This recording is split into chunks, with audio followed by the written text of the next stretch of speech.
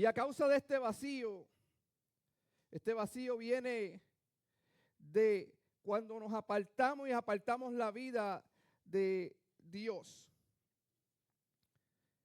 Y es interesante notar algo en la creación. Cuando Dios comienza la creación y llega el momento en que Dios va a crear los peces, Dios le dice al agua que produzca los peces.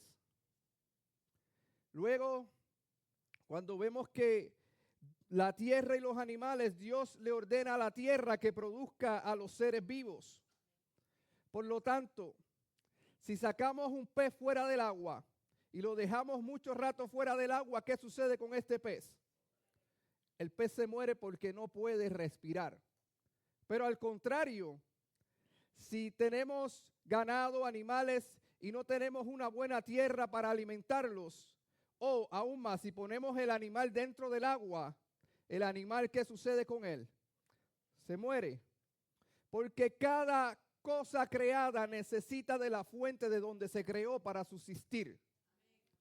Pero cuando llega el momento en que Dios decide formar al hombre, el hombre es el único ser viviente que es formado de la tierra, que tiene su cuerpo es prácticamente, su mayoría de su cuerpo es agua, pero que no puede subsistir sin lo último que Dios le puso, que fue el hálito de vida.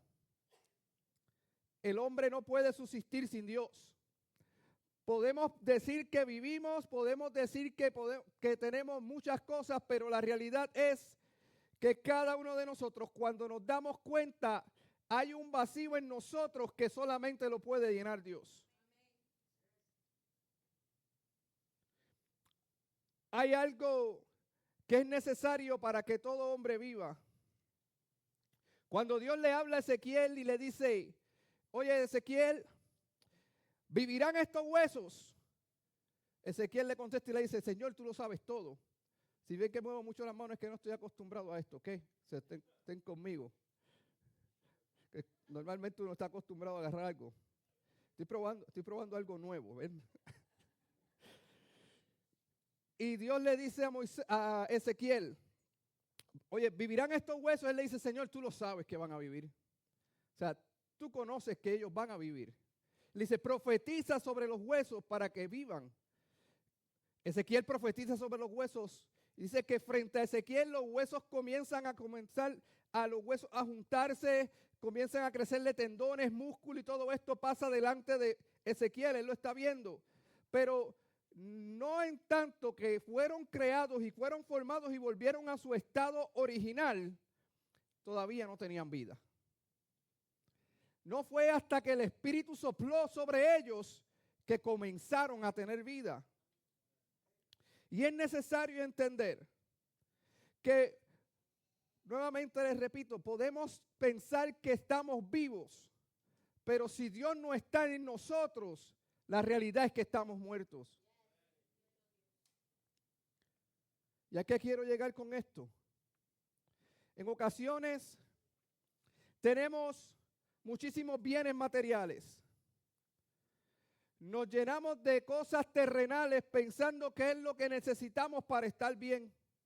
Tenemos una casa grande, tenemos un carro bonito, podemos tener un buen trabajo. Puedes tener la familia perfecta. Pero si dentro de todas estas cosas que tú tienes, fuera de esa ecuación no está Dios, estás muerto. De nada te sirve. De nada te vale tener todas estas cosas. No hay esposo, no hay esposa, no hay hijos, no hay nietos que puedan llenar el vacío que el ser humano tiene, si no solamente lo puede llenar Dios. Porque esto no es un vacío terrenal, esto no es un vacío que pueda llenar con vicios, esto no es un vacío que pueda llenar pasándola bien, esto es un vacío que simplemente lo llena Dios por medio de Jesucristo. Imagínense el cuerpo del ser humano como un rompecabezas. El rompecabezas, si le falta una pieza, no está completo. Y la pieza del centro del rompecabezas de nuestra vida es Cristo. puede pensar que está completamente formado en los bordes. Y es interesante que normalmente la forma más fácil de armar un rompecabezas es de afuera hacia adentro. Porque ya que tienes el borde hecho, todo lo demás ya sabes cómo va. Y son las piezas más fáciles de poner. Por eso es que es importante entender que el ser humano puede pensar que cuando por fuera todo se ve bien, está completo, pero la realidad es que le falta mucho por dentro. Y esto era un problema que tenía el pueblo de Israel. El pueblo de Israel siempre buscaba llenar el vacío que tenía con dioses paganos. El hombre, dentro de su búsqueda de llenar este vacío, desde el principio utiliza diferentes métodos. Algunos comienzan a llamar a Dios a todo aquello que le hace bien por algo. ¿Sabes que en India hay más de 1 millón de dioses? Ellos a todo le llaman que es un dios. No se comen las vacas. ¿Aún más? ¿Te voy a decir más? Algo que aprendí en una clase de mercadeo, precisamente. En la India no tienen, en los McDonald's no tienen carne. La India, los McDonald's, todo es vegano, porque ellos idolatran la vaca. So, en la India tú no puedes matar una vaca, porque para ellos eso es un dios. Así que imagínense del manjar que ellos están perdiendo. Eso es para que se rían. Entonces, otros comienzan a ponerle nombre a todas las ideas o personas que puedan tener algún pensamiento. Algunos llaman al dios Buda porque tuvo muchas ideas que para algunos sonaban bien. Otros a Mahoma porque los ven como un profeta de Dios que vino y lo llaman y lo adoran como si fuera un dios. Algunos en el pueblo de Israel, el pueblo de Dios escogido, veían a Elías como si fuera un dios. En esta ocasión cuando Dios tiene que llevarse el cuerpo de Moisés porque si lo dejaba ahí también lo iban a idolatrar. El hombre vive en una búsqueda constante de afirmar su creencia con algo que pueda ver. Pero nosotros, como creyentes, entendemos que solamente podemos encontrar la verdad en quien realmente es la verdad, que es Cristo Jesús. Cristo le dijo a sus discípulos: yo soy el camino, yo soy la verdad y yo soy la vida. Solamente hay una verdad, que es Cristo. Solamente hay un camino al Padre, que es Cristo. Y solamente en alguien, en el único que podemos encontrar la vida es en Cristo. Dentro de las Escrituras encontramos muchos hombres de Dios que, basado en las experiencias que ellos tuvieron con Jehová, tuvieron que llamarlo de diferentes formas, porque fueron marcas para su vida y para poder ellos recordar lo que Dios hizo en esa circunstancia. Ezequiel capítulo 48, verso 35. Vemos que al final del texto Jehová termina diciéndole a Ezequiel en esta profecía: Jehová está allí. Y de aquí es que viene el nombre Jehová Shama, que significa Jehová está aquí. Para aquellos que toman nota, voy a decirle algo que tal vez quieran anotarlo, amén. Toda esta parte de la introducción. Ezequiel capítulo 48, verso 35. Vemos que al final del texto Dios se llama a sí mismo Jehová está allí. Y vemos que este nombre es el resultado de una profecía que está teniendo Ezequiel cuando se está repartiendo la tierra y sus límites. Y Dios está hablando al pueblo de Israel por medio de él. Y cuando vemos al final del capítulo, podemos entender que como significado apunta a que la presencia de Dios siempre iba a estar en medio del pueblo. Podemos a entender que donde está Dios, está sus hijos, nunca va a ser abandonados. Si está ahí Dios, aunque sin tanta soledad, aunque tengas tanta soledad en tu vida, Él permanece presente. Que si está Dios allí en tu presencia, cambia la manera y transforma la forma en que tú estás viviendo. Donde quiera que se encontraba el pueblo de Israel, ellos podían tener la certeza de que Jehová estaba allí. Donde quiera que se encuentre un hijo de Dios, tiene que tener la certeza de que allí está Jehová. No es un lugar en donde se manifieste la gloria de Dios y ese lugar siga siendo el mismo. No puede haber una iglesia donde se diga que se manifiesta la gloria de Dios y esa iglesia no avance.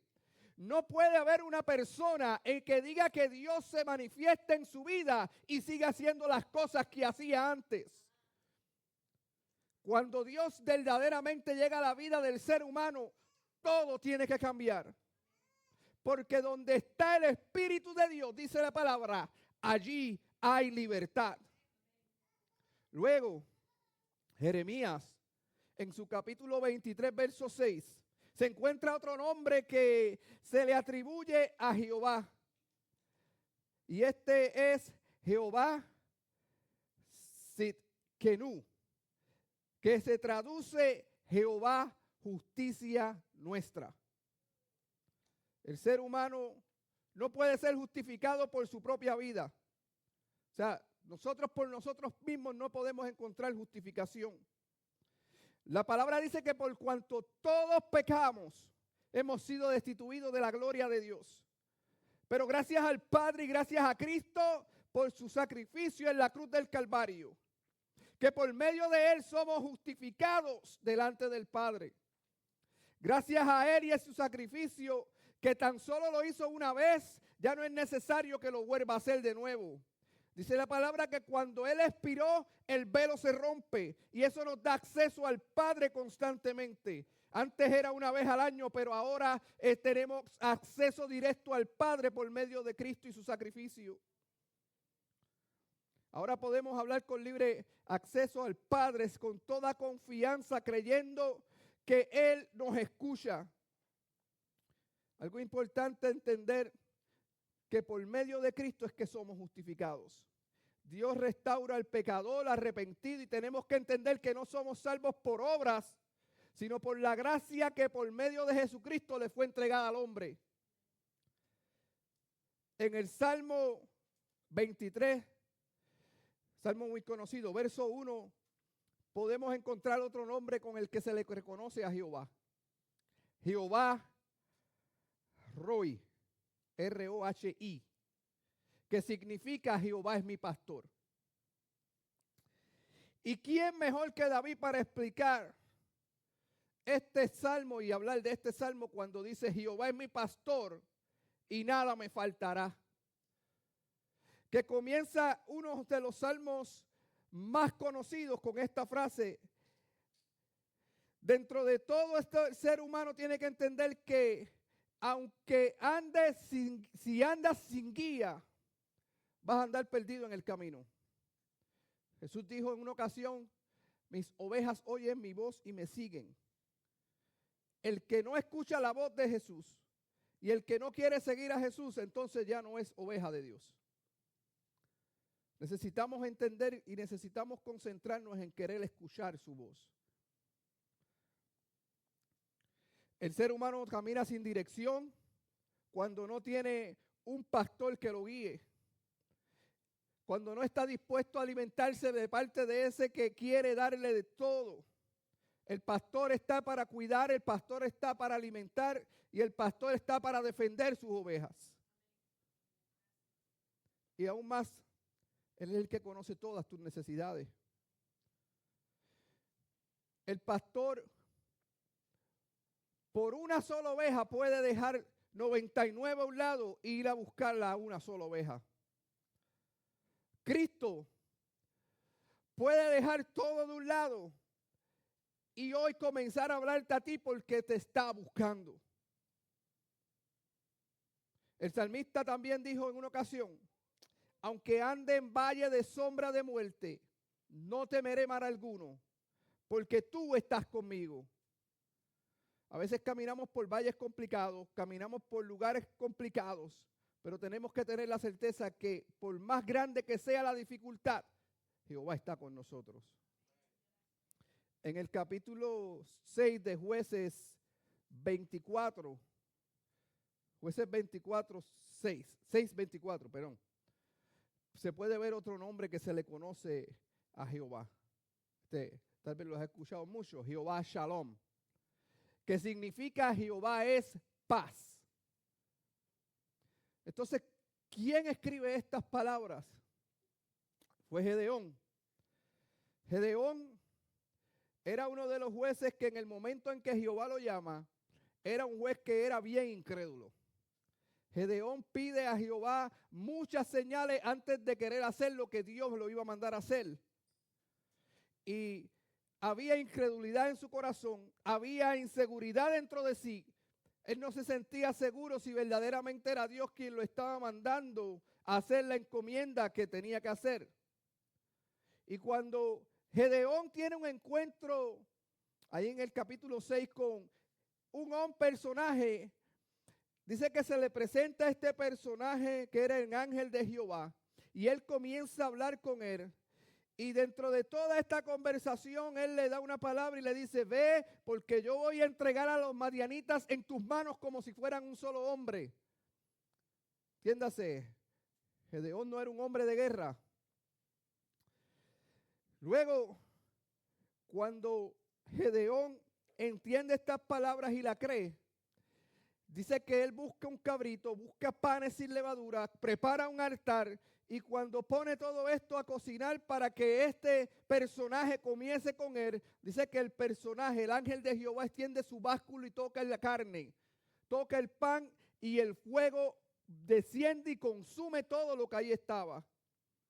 Entonces la perspectiva de Gedeón cambia totalmente. Entonces Gedeón puede comenzar y dice, Jehová Shalom. Las inseguridades que Gedeón tenía, las inseguridades que Gedeón podía estar viviendo en ese entonces, ¿sabes dónde desaparecieron? En el altar. ¿Sabes dónde fueron consumidas? En el altar. Cuando él vio que esto sucede, él puede y comienza a tener total seguridad. Y dice, doy gloria a Dios, porque he visto el ángel de Jehová cara a cara y no perecí.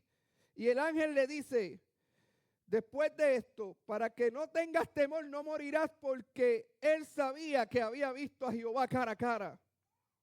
Y allí pudo entender que si él vio a Jehová cara a cara, todo para él podía ser posible.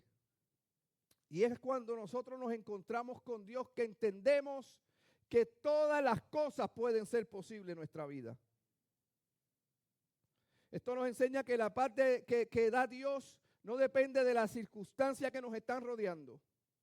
Puede haber una tormenta por fuera, pero nosotros en nuestro interior tener seguridad de que por fuera puede haber una tormenta, por fuera puede haber un caos, pero dentro de nosotros hay paz.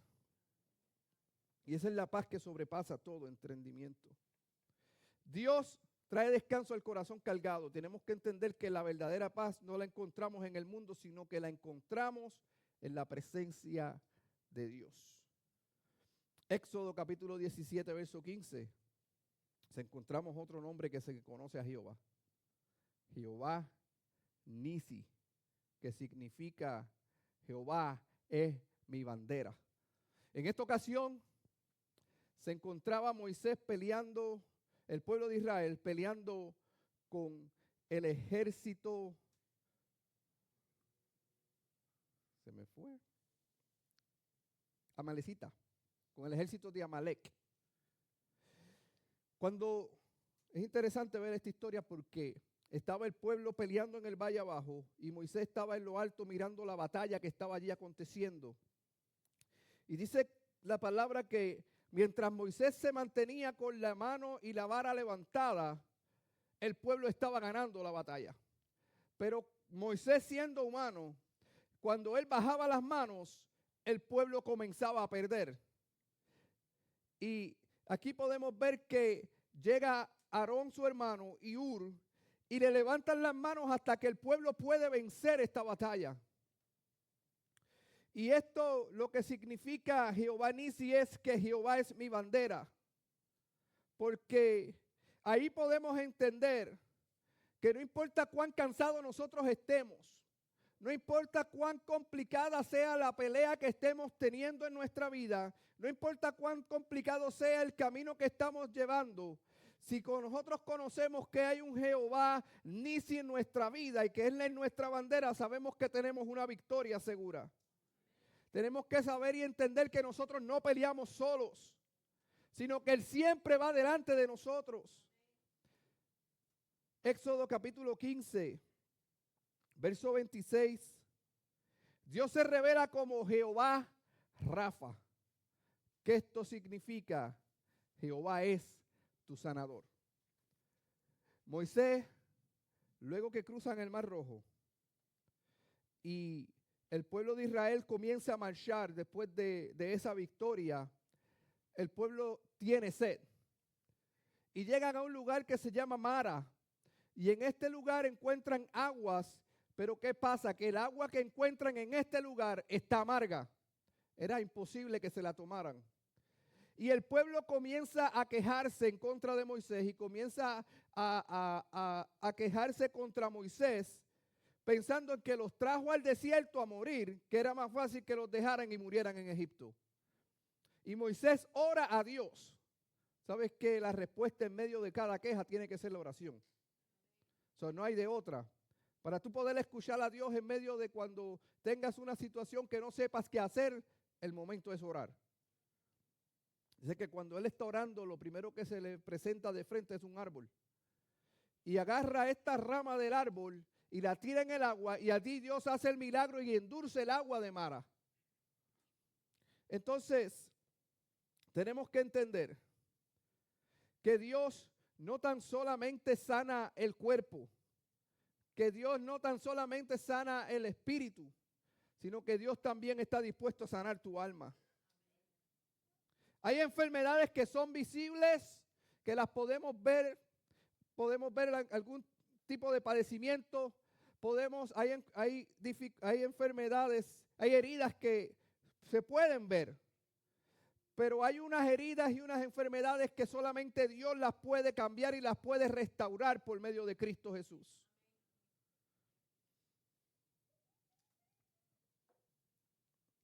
Aún cuando un médico pone límites en una situación o da un diagnóstico que ya no tiene reversa, Dios es el único que puede cambiar ese diagnóstico. La siguiente está en Génesis 22:14 y aquí se le conoce como Jehová Jireh, que esto significa Jehová proveerá. Esa es la última. Amén. Y si notaron, no se las dije en el orden ascendiente, se las dije para atrás, porque quería volver a llegar a Moisés, ¿verdad? Entonces, en Génesis capítulo 22, verso 14, vemos que ahí se le conoce como Jehová Jireh. Y vemos a un Abraham que después de tantos años esperando una promesa que Dios le dio, un Abraham viejo con una esposa Sara que ya también estaba entrada en edad. Y ya luego que tienen el hijo de la promesa, que este milagro se cumple y que pueden ver con sus ojos lo que Dios les dijo que iba a hacer con ellos, Dios le dice a Abraham, ahora necesito que me entregues al hijo de la promesa. Dice la palabra que Abraham agarra leña, Abraham toma el fuego, Abraham pone la leña sobre su hijo y agarra 2 criados y se van a ofrecer el sacrificio. Pero el hijo ya era bastante adulto, ya era bastante mayorcito, tenía razonamiento, ya había visto a su padre hacer esto muchísimas veces. Y él veía y él notó algo raro. Normalmente sí agarramos fuego, siempre agarramos madera, sé a dónde vamos a ir a ofrecer el sacrificio, pero a mi papá se le olvida algo. Se le olvidó el cordero. Y mientras van caminando, que el hijo le pregunta, padre, tenemos leña, tenemos fuego, pero ¿dónde está el cordero? Y ahí es que Abraham le dice, Jehová Jireh, Dios va a proveer. El sacrificio Dios lo va a proveer. Y es interesante ver que, yo no me imagino el pensamiento de Isaac en este entonces, porque llegar hasta el lugar del sacrificio y que tu papá comience a amarrarte los pies, comience a amarrarte las manos, te ponga sobre el altar.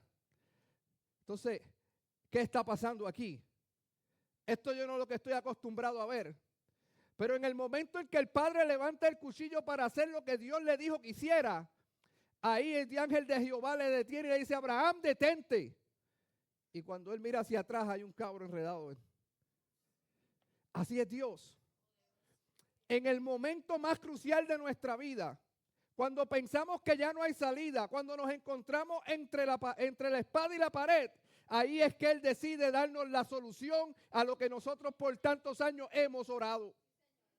Cuando pensamos que ya se está acabando el tiempo, aún a algunos les llega tal vez en el lecho de muerte, a otros tal vez ven a Dios moverse porque los salvó de un accidente.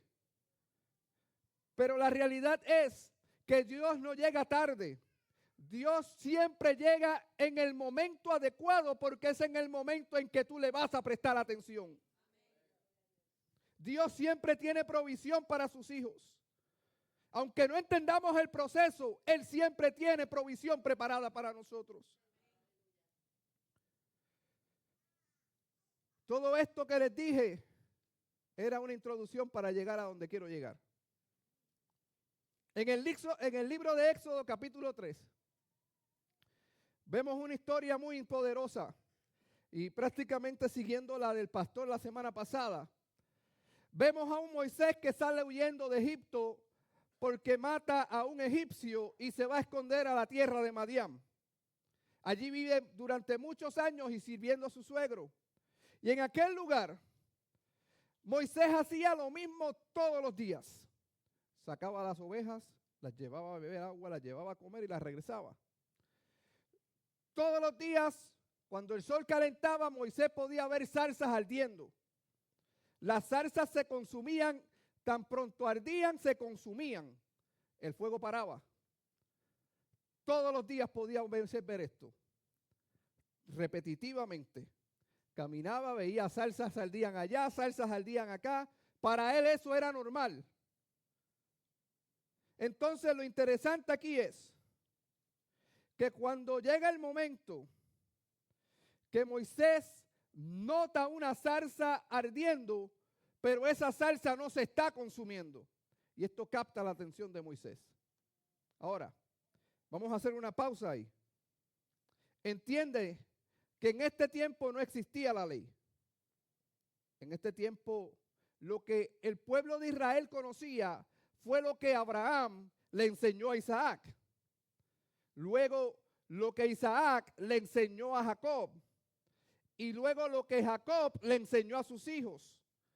Todo lo que él está viendo que está aquí aconteciendo es lo que por generaciones ellos habían aprendido y habían visto. ¿Esté conmigo aquí? El pueblo de Dios conoce a Dios por lo que sus generaciones les van diciendo. Pero ¿qué sucede?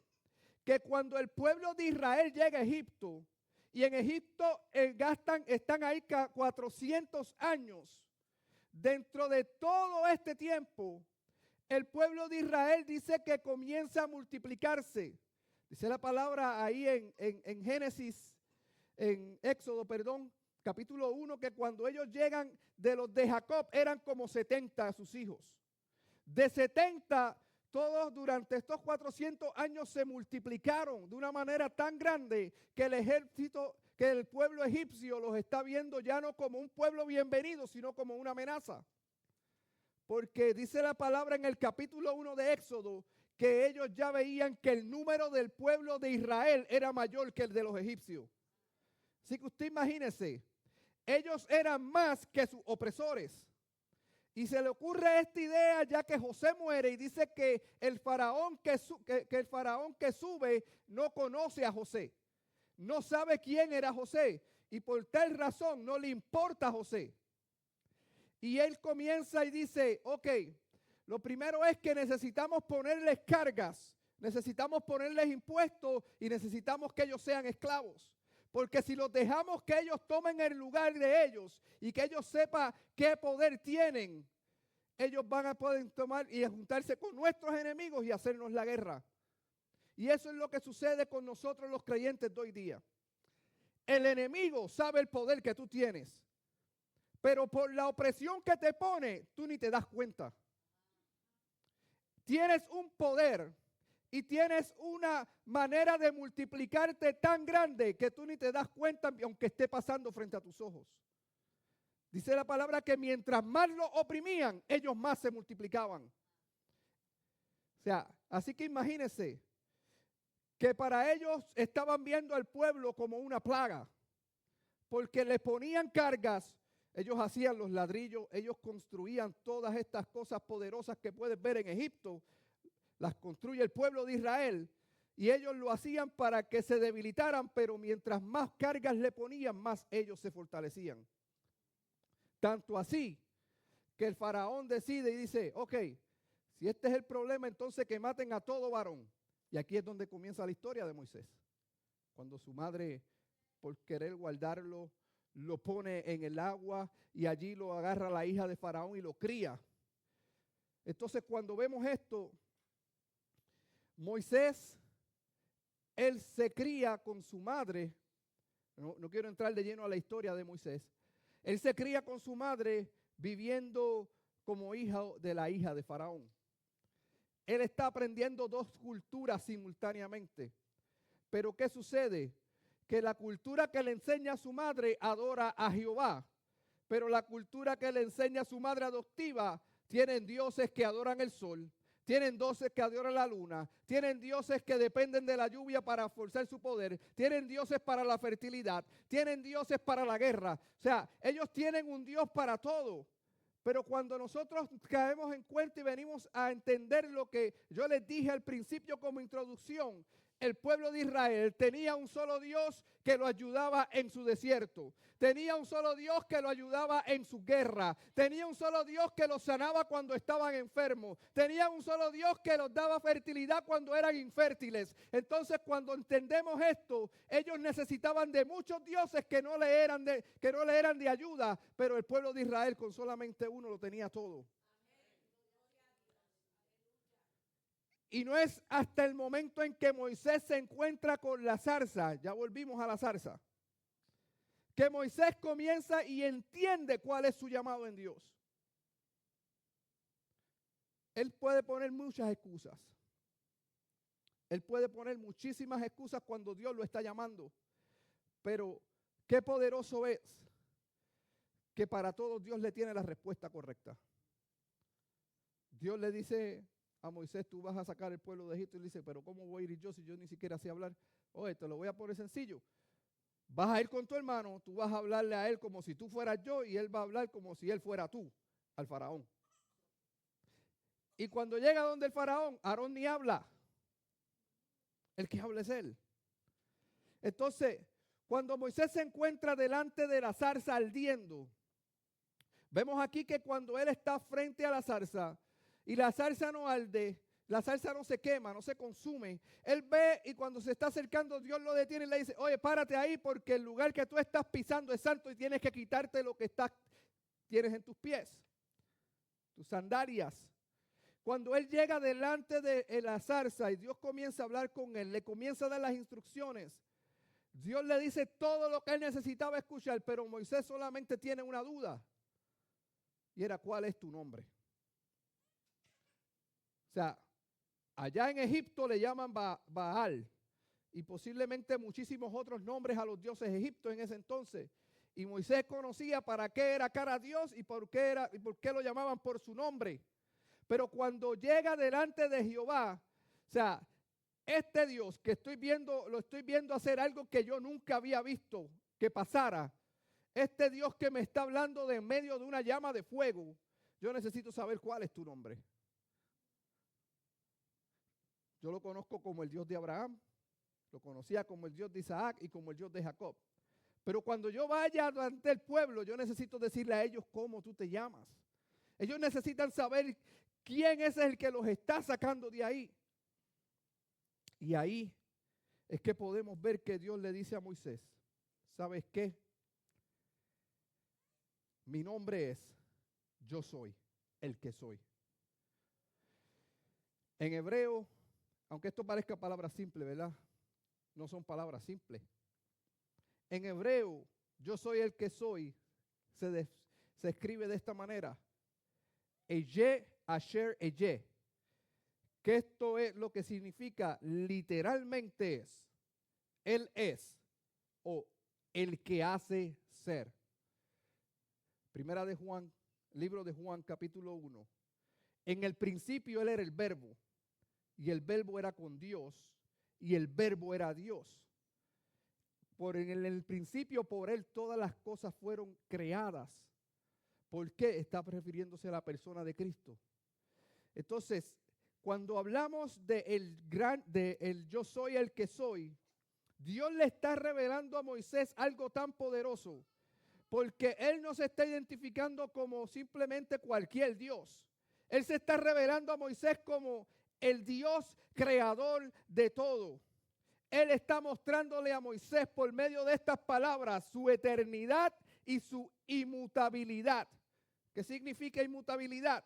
Que Él no cambia. Que el Dios que estaba antes de Abraham, que el Dios que estaba antes de que el universo fuese formado, era el mismo Dios que estaba con Adán, era el mismo Dios que estaba con Noé, era el mismo Dios que estaba con Abraham, fue el mismo Dios que estaba con Isaac y era el mismo Dios que estaba con Jacob, el mismo Dios que le estaba hablando a él. Él está diciendo que Él es poderoso y durante la historia se le conoce a Dios de muchas formas.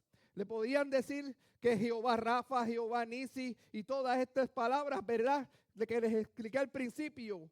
Pero cuando nosotros simplificamos todos estos significados en simplemente dos palabras, esto como significado es yo soy. No solo creemos en una idea, sino en una realidad que se muestra en nuestras vidas. Gloria a Jesús. Si Omani puede poner algo de fondo aquí, de música, algo suave. Gloria a Jesús. Cuando creemos en el yo soy, no solo creemos en una realidad que se muestra en nuestras vidas. O sea, no solo creemos solamente en una idea, sino creemos en una realidad que se muestra en nuestras vidas. Gloria a Jesús. Moisés tenía que entender quién era el yo soy.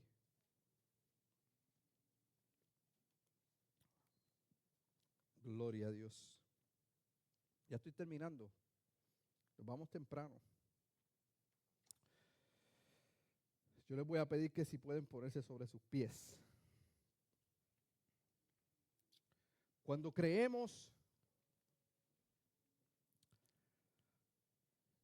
en que el yo soy es más que palabras, que el yo soy es más que tan simplemente algo que pueda describir a Dios en este momento.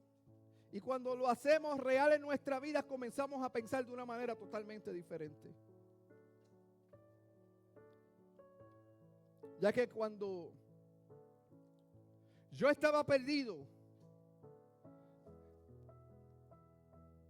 Él me encontró y me pudo decir, yo soy tu Salvador.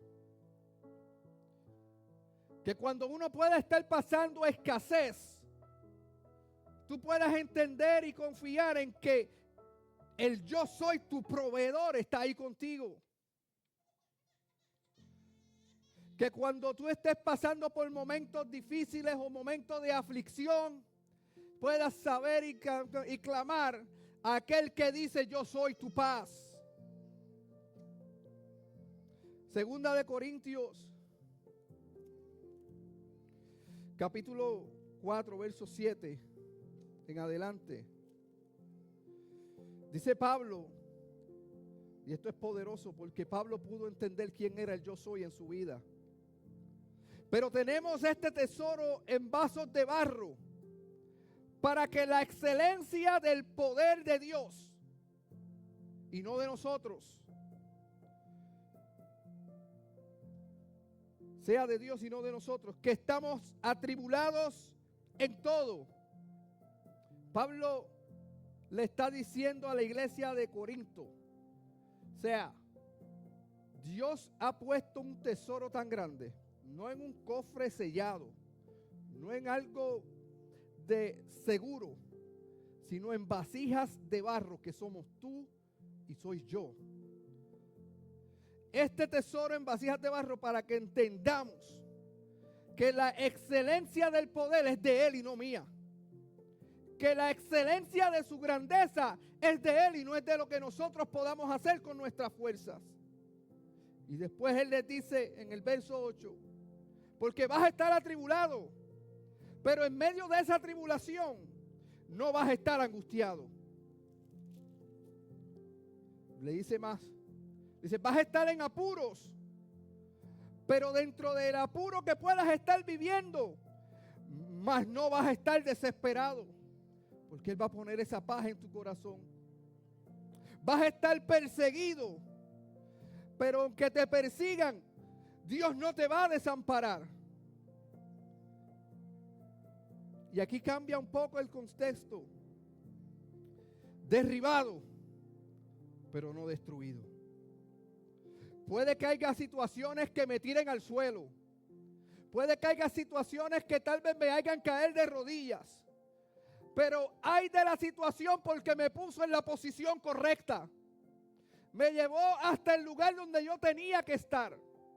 Porque entonces yo puedo entender que ya no dependo de mí, que dependo totalmente de Dios. Por eso puedo estar derribado, pero no destruido. Y aquí Él comienza en el verso 10 a hablar algo que Él tenía experiencia. Llevando en el cuerpo siempre, por todas partes, la muerte de Jesús. Para que también la vida de Jesús se manifieste en nuestros cuerpos. Porque nosotros que vivimos siempre estamos entregados a muerte por causa de Cristo. Para que también la vida de Jesús se manifieste en nuestra carne mortal. Ahora yo te invito en esta tarde ya a que tú comiences a meditar qué yo soy necesitas en tu vida. ¿Qué yo soy necesitas en tu situación? ¿Qué yo soy necesitas que cambie la circunstancia en la que te encuentras y la que llegaste aquí hoy? Tal vez necesitas el yo soy tu salvador, porque necesitas salvación en tu vida. Tal vez necesitas el yo soy tu proveedor, porque estás con una situación que tal vez no puedes controlar financieramente. El pueblo de Israel encontró a Dios y lo vio de tantas formas que se les hizo difícil entender la manera en que Dios los estaba llamando. Yo soy tu sombra. Cuando caminaban por el desierto y el sol los estaba azotando, Él se hizo columna de nube. Cuando tenían frío y no podían ver el camino, Él les dijo, yo soy tu luz. Y se hizo columna de fuego para ellos. Cuando tenían hambre, Él hizo que pasara lo imposible en este lugar. Era que lloviera maná del cielo, porque yo soy tu sustento. Ahora te pregunto, ¿cómo Dios necesita revelarse a tu vida hoy? ¿Cómo Dios necesita revelarse a tu situación en esta tarde? Tal vez estás pasando por una enfermedad y Él te dice, yo soy tu sanador. Tal vez tienes un problema que no puedes controlar tus pensamientos o el ataque mental es tal que Él te dice, ¿sabes qué? Aún más que yo soy tu paz, yo soy el quien te da consuelo. Yo soy el que está aquí para darte consolación y para darte paz en medio de esa situación difícil. Yo soy el que sana tu mente. Yo soy el que sana tus emociones. Yo soy el que sana todas las heridas que te han causado en el pasado. Yo soy el que las sana hoy. Aquí la cosa es entender cuál yo soy necesita volverse en tu vida en este día.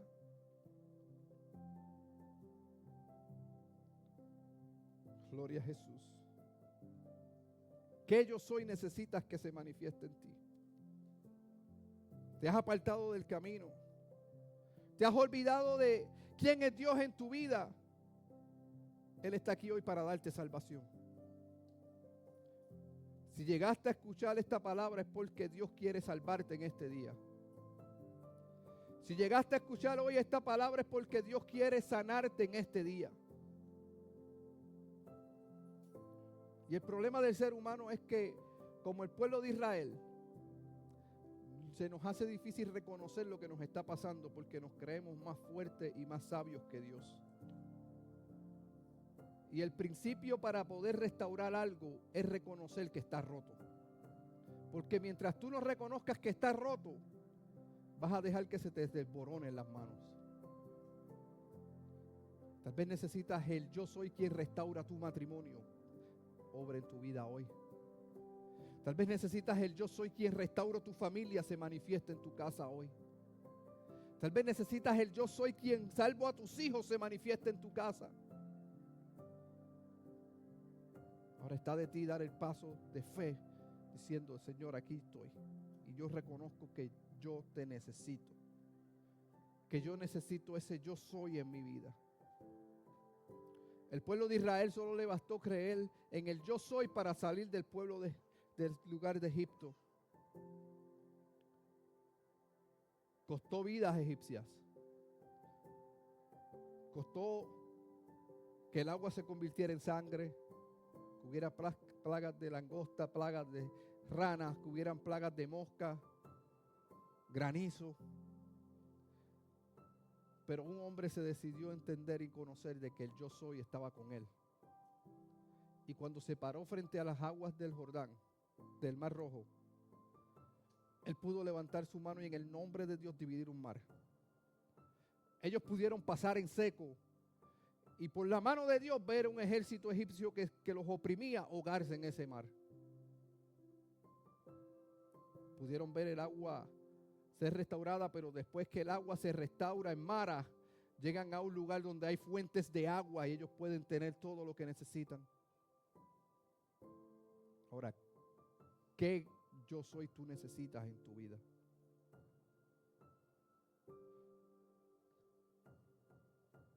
Si tú reconoces que necesitas un yo soy, el altar se abre en esta tarde.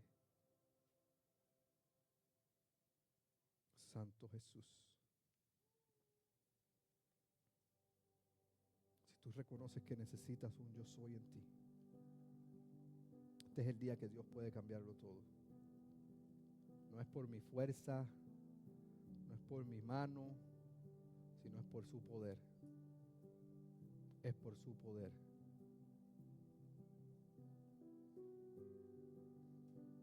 Es por su poder.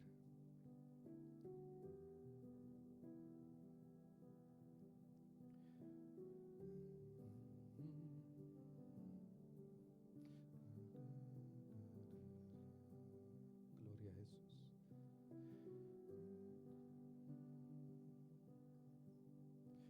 ¿Qué has hecho en mí? Gloria a tu nombre, Jesús. No hay vicio, no hay pecado, no hay nada que pueda llenar el vacío que tú tienes en tu vida, sino en solamente Dios. Y ese yo soy es el que te puede restaurar en este día. Es el gran yo soy. Tú eres grande, Jesús. Espíritu Santo